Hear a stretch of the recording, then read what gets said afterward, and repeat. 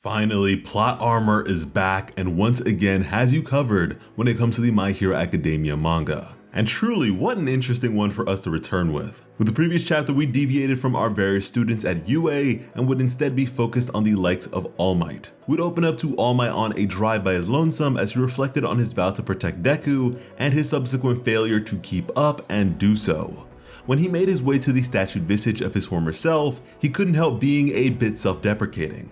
He felt like a burden more than anything else at this point, going as far as to express as much verbally, a slight at the former #1 hero that the hero killer Stain would not allow to pass as he raised his weathered katana towards All Might suddenly. Stain would demand a retraction of such words, yet All Might wouldn't so much as flinch at the sight of the fiend. Now, with his confrontation, All Might would firstly be under the presumption that Stain had not recognized him to be All Might at all, as he would continually rebuke such a claim. Even after seeing All Might in his muscular state, Stain refused as such. And that's because to Stain, All Might was a hero and the man before him was simply pitiful. It's not that he didn't recognize him to be All Might at all, but rather the man before him was more Toshinori. In response, All Might would recount his reasoning for having become a hero at all, an utter disapproval of the turmoil perpetuated by villainy that was so strong that, very much like Deku, he was moving against it before he could even realize as such, an innate desire to alleviate the pain and struggles of others. However, at this point he simply felt washed up, that the path he had gone along had ultimately concluded here, feeling more and more estranged from the concept of heroism. And just then, Stain would abruptly pull All Might aside, yet had absolutely no bloodlust to be felt. Meanwhile, a woman from a nearby shelter would make her way over to the All Might statue and begin to clean it up. This woman then being revealed by Stain to have been the last person saved by All Might, a woman protected by All Might in the midst of his final battle against the dastardly All for One. Stain would then grip firmly onto the form of All Might and make it abundantly clear that even in the worst of times, All Might would maintain a smile and fight tirelessly for the people. That such a thing had nothing to do with powers or quirks. Despite his words, All Might's influence lives on to this day. That true heroism has not been extinguished, a sentiment which brought tears to All Might's eyes. Stain would then allude to having seen Deku depart from All Might and would begin to take his leave after having provided All Might with some peculiar intel he had gathered from his time in Tartarus, only to then tell All Might that once he's done with it, he will need to come after Stain, the killer of 40 heroes, all for the sake of society, just as his reign finally let up. A shift is coming.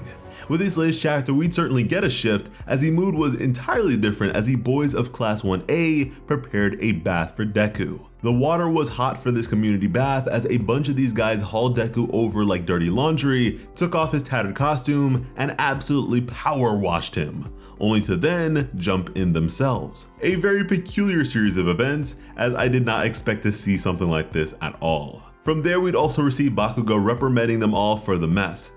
And to this, Tokoyami would bring up the fact that despite apologizing, Bakugo hasn't exactly changed, as Sato would chime in by telling him to chill out for once, as Bakugo would very suddenly jump into the bath as well. Now with an intense look on his face, he would lower his head down towards the water and declare that he still intends to become the #1 hero and that they are all still his rivals, then being quite the tsundere as he would express that this included Deku as well. Although as he began to say Deku, he would actually correct himself to say Izuku instead. And I must say that once these contents eventually get animated, it is going to be very weird to hear him say the guy's actual name for a change. And as he looked at Deku, he splashed him in the face with water, which I felt was a nice touch, a subtle one, but a nice touch nonetheless. In the previous panel, you can see that Deku was for the most part only half changed by the water, only to then be blasted and equalized by Bakugo, who I imagine is having a very hard time being forward towards Deku here emotionally.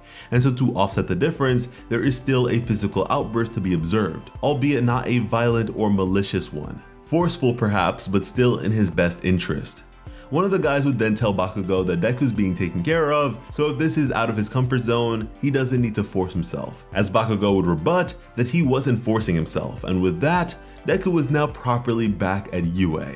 Now immediately after getting cleaned up, Deku would seek out Uraraka, however she had actually fallen asleep following all the previous commotion. Now if you look, it seems like Uraraka does sleep wearing gloves, which I think is pretty interesting. I imagine unconsciously causing things to float in your sleep might be a bit troublesome. And speaking of troublesome, Deku would apologize for all the trouble he had caused his classmates.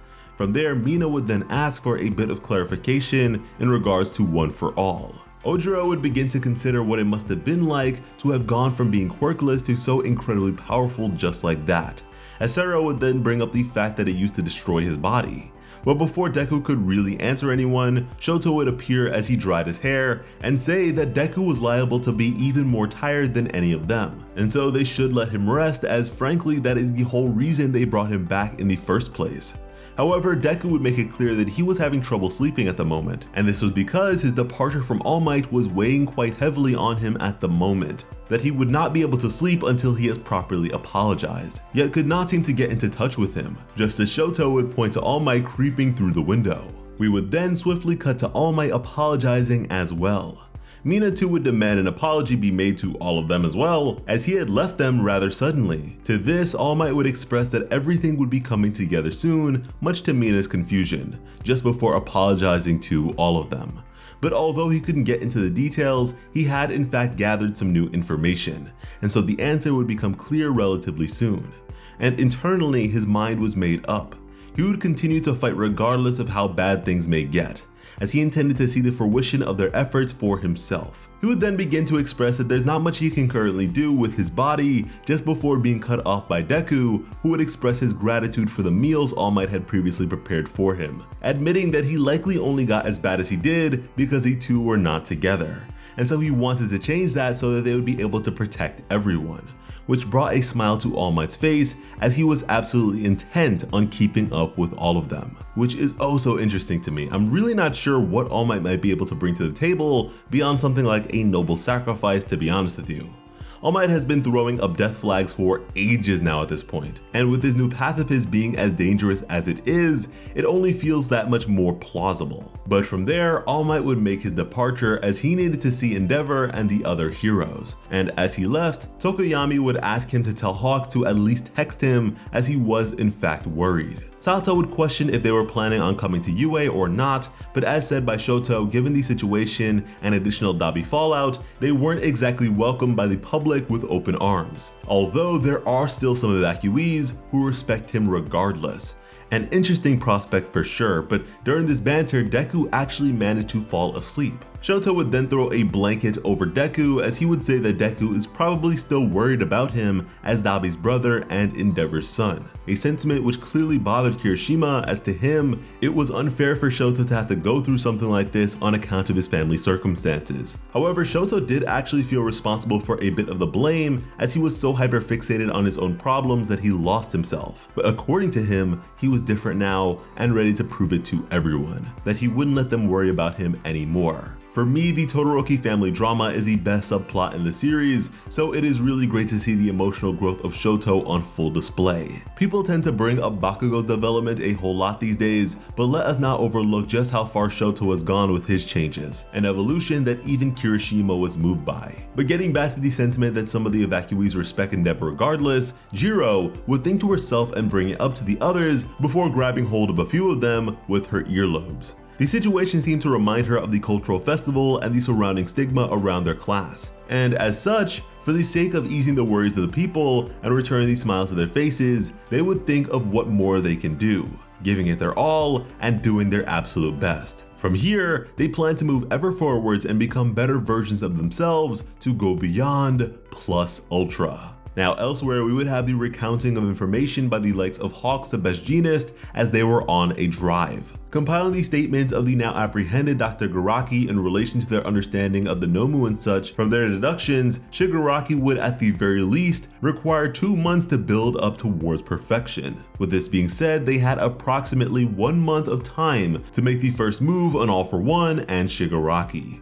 Or at least, that's what they thought, as what Stain had actually provided to All Might were records from a guard of Tartarus, a letter solely intended to be read by All Might with no intentions of sharing said information to others. A helpful prospect from the hero killer that Endeavor never expected to be the case, and that was the chapter. I must say that it is really nice to see all of these characters reunited and with such strong convictions.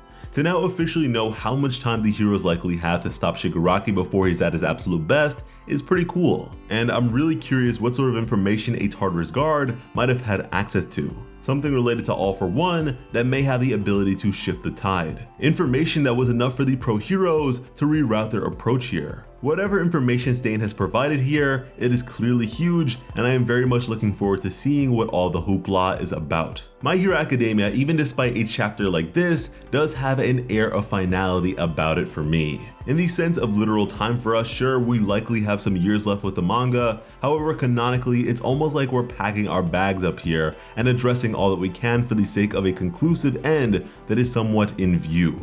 There's perhaps a bit of sadness to be found in that, but even more so, there is just so much to be excited about. And you know what, we are just really glad to have the opportunity to discuss these chapters with all of you yet again. Regardless of whatever situation may be thrown our way, so long as we have all of you, the plot army, we are strong and will continue to rise again and again. In the comments, let us know how you feel about this more lighthearted and wholesome chapter after all the doom, gloom, and seriousness we have experienced prior. Your support is especially appreciated right now because with such a sudden absence, we don't want the algorithm to think that the war is over. And seeing as we are so close to 300k and would have likely had it by now if not for all the nonsense, subscribe to Plot Armor with notifications on to never miss a thing from us. Because when it comes to bringing you some of the best My Hero Academia content on the platform, Plot Armor has you covered. As always, I'm Slice of Otaku. Thank you all so much for watching and have an awesome day. I love you.